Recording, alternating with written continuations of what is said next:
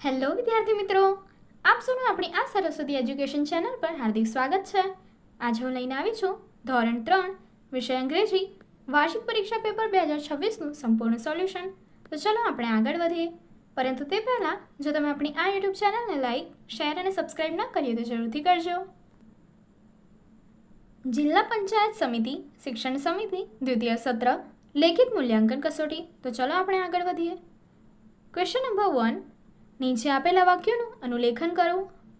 તો તમને જે અહીંયા સેન્ટેન્સ આપેલા છે એમને ફરીથી એવી રીતે જોઈને લખવાના રહેશે. ફર્સ્ટ છે swan and the tortoise are friends. Second, they flew in the sky. Third, the tortoise was dead. Question number 2, આપેલા શબ્દોમાંથી અલગ પડતા શબ્દો પર તમારે બોક્સ બનાવવાનું છે.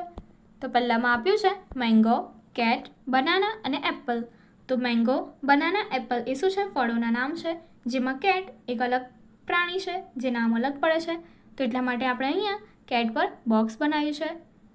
સેકન્ડ, ડોગ, મંકી, રેડ અને ડોંકી. તો બાકી બધા જે છે એ શું છે? એનિમલ્સના નામ છે. અને રેડ એ કલર છે જે અલગ પડતો શબ્દ છે, એટલા માટે આપણે એના પર બોક્સ બનાવ્યું છે. થર્ડ, નોઝ, ટીથ, હેર, બસ. તો અહીંયા આપણને નોઝ, ટીથ અને હેર એ બોડી પાર્ટ્સ છે, જ્યારે બસ એ એક વ્હીકલનું નામ છે જે અલગ પડતો શબ્દ છે. ફોર્થ, સન, મૂન, સ્ટાર અને રિવર. તો સન, મૂન અને સ્ટાર એ સ્કાયમાં લગતા વર્ડ્સ છે, જ્યારે રિવર એટલે કે નદી એ અલગ પડતો નેચર વર્ડ છે, એટલા માટે આપણે એના પર બોક્સ બનાવીશું. ફિફ્થ, યલો, રેડ, ફોક્સ અને ગ્રીન. તો બાકી બધા વર્ડ્સ જે છે એમાં શું છે? કલર ડિસ્ક્રાઇબ કરે છે, જ્યારે ફોક્સ એક પ્રાણી છે જે અલગ પડતો શબ્દ છે. આગળ ક્વેશ્ચન 3, ચિત્ર જોઈ ગણતરી કરી સાચા અંક પર બોક્સ કરો. તો ચલો જોઈએ. પહેલાં તમને આપ્યું છે ત્રિકોણ અને ત્યારબાદ આપ્યું છે તમને 2 સ્માઇલી. તો 1, 2, 3, 4, 5, 6 અને 7. તો આન્સર થશે 7. સેકન્ડ, સ્ટાર્સ આપ્યા છે અને સર્કલ આપ્યા છે. તો 1, 2, 3, 4, 5, 6, 7, 8 and 9. તો આન્સર તમારો 9 છે. ત્યારબાદ થર્ડ, 1, 2, 3, 4, 5, 6, 7, 8. તમારો આન્સર છે 8, એટલા માટે 8 પર સ્ક્વેર કર્યું છે. આગળ ક્વેશ્ચન નંબર 4, શબ્દકોશના સાચા ક્રમ પ્રમાણે ગોઠવો. તો તમારે શબ્દકોશને ક્રમમાં ગોઠવવાના છે નામને. તો ફર્સ્ટ જોઈએ, રાજુ, પ્રીતિ, પુનિત અને હિના. તો એને સાચો આન્સર શું છે ક્રમમાં ગોઠવતા? હિના, પ્રીતિ, પુનિત એન્ડ રાજુ.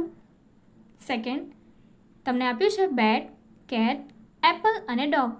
તો એને સાચો જવાબ શું છે? એપલ, બેટ, કેટ અને ડોગ, જેમાં તમે ક્લિયરલી જોઈ શકો છો A, B, C અને D એવી રીતે આલ્ફાબેટિક ઓર્ડર્સમાં અહીંયા લખ્યું છે. આગળ થર્ડ, હાઈ, પેન, વેલ અને ઓક્સ. તો એનો આન્સર શું છે? હાઈ, ઓક્સ, પેન અને વેલ. અને ફોર્થ, મેટ, રેડ, સેટ અને ઈટ. તો એની માટે ક્રમમાં ગોઠવતા આન્સર મળે છે ઈટ, મેટ, રેડ અને સેટ. આગળ ક્વેશ્ચન નંબર 5, આપેલ વાક્યનું વાંચન કરી સાચા જવાબ પર ખરાની નિશાની કરવાની છે. First, May I coming. તો જવાબ છે જ્યારે તમે અંદર પ્રવેશ કરવા માંગતા હોય. અને બીજું સેન્ટેન્સ આપ્યું છે જ્યારે તમે બહાર જવા માંગતા હોય. તો જવાબ છે કમિંગનો અર્થ થાય છે અંદર પ્રવેશ કરવા માટે, તો એ જવાબ પહેલો સાચો આવશે. Second, how are you. તો એની માટે તમને 2 સેન્ટેન્સ આપ્યા છે, જ્યારે તમે ઊભા થવા માંગતા હોય. અને બીજું આપ્યું છે જ્યારે તમે કોઈને પૂછો છો કે કેમ છે. તો જવાબ શું છે? બીજું સાચું છે કે જ્યારે તમે પૂછો બીજાને કે તમે કેમ છો. Third, happy birthday. તો એની માટે 2 સેન્ટેન્સ આપ્યા છે, જ્યારે તમારો મિત્ર તમને બોલાવે. અને બીજું વાક્ય છે જ્યારે તમારા મિત્રનો જન્મદિવસ હોય. તો જવાબ છે બીજું, જ્યારે તમારા મિત્રનો જન્મદિવસ હોય ત્યારે આપણે કહીએ છીએ હેપી બર્થડે. આગળ ફોર્થ, આઈ એમ ફાઇન. તો એની માટે પણ 2 સેન્ટેન્સ આપ્યા છે, જ્યારે તમે ઊભા થવા માંગતા હોય.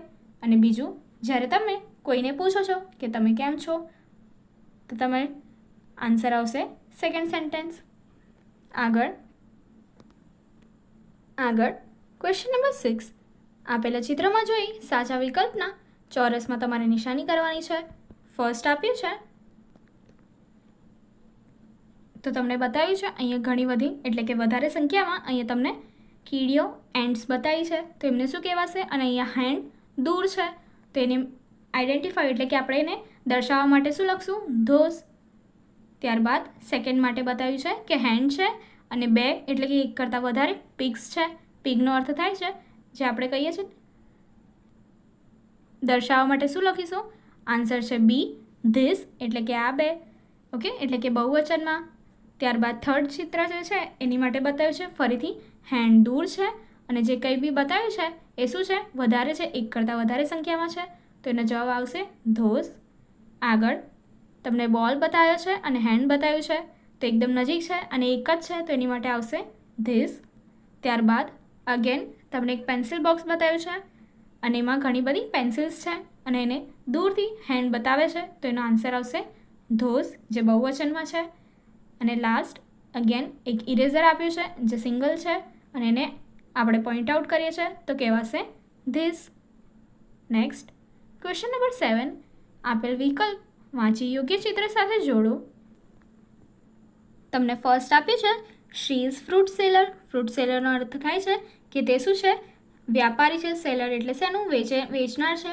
અને અહીં આપ્યું છે ફ્રૂટ્સ એટલે કે ફળ વેચનાર છે તો તમને અહીંયા બતાવવામાં આવ્યું છે. ત્યારબાદ સેકન્ડ છે હી ઇઝ અ ફાર્મર. તે ખેડૂત છે તો એની માટેનું ચિત્ર તમને અહીંયા બતાવવામાં આવ્યું છે જે તમે એરોથી જોઈ શકો છો. અને ત્યારબાદ ત્રીજું હી ઇઝ અ શોપકીપર એટલે કે તે શું છે? દુકાનદાર છે. એનું ચિત્ર પણ તમને અહીંયા આપી દેવામાં આવ્યું છે એરોથી જે તમે જોઈ શકો છો. આગળ ચિત્રમાં આપેલ ક્રિયા ઓળખી ખોટો શબ્દ છેકી નાખવાનો છે અને જે સાચો છે એ તમને જવાબમાં મળશે. પહેલું આપ્યું છે એમાં એક છોકરો ક્રિકેટ રમી રહ્યો છે તો જવાબ છે પ્લે. અને એટલા માટે આપણે શું કર્યું છે? પ્લે એટલે કે રમવું અને સીટ પર આપણે છેકો માર્યો છે. ત્યારબાદ બીજી ક્રિયા શું છે? ખાવાની. તો બોય શું કરે છે? ઈટ એટલે કે ખાઈ રહ્યો છે એટલા માટે આપણે ડ્રિંક પર છેકો માર્યો છે. ત્યારબાદ ત્રીજી ક્રિયા છે પાણી પીવાની તો એને કહેવાશે ડ્રિંક એટલા માટે આપણે શું કર્યું છે? રીડ પર છેકો માર્યો છે. ત્યારબાદ ચોથી ક્રિયા છે સ્કીપિંગ કરવાની એટલે કે દોરડા કૂદ કરે છે છોકરી તો એને શું કહેવાશે? સ્કીપ એટલા માટે આપણે રન પર છેકો માર્યો છે. આગળ ફિફ્થ એક છોકરો શું છે? બેસેલો છે એટલા માટે એને કહેવાશે સીટ. તો આપણે જે કીધું છે આપણે ક્લેપ એટલે કે તાળી વગાડવી એના પર આપણે શું કર્યું છે? છેકો માર્યો છે. અને છેલ્લી ક્રિયા બતાવી છે નહાવાની તો એને કહેવાશે બાથ એટલા માટે આપણે ઈટ પર છેકો માર્યો છે. આગળની એક્ટિવિટી જોવા માટે અહીંયા પેલી એન્ડ સ્ક્રીન પર ક્લિક કરો. Thank you.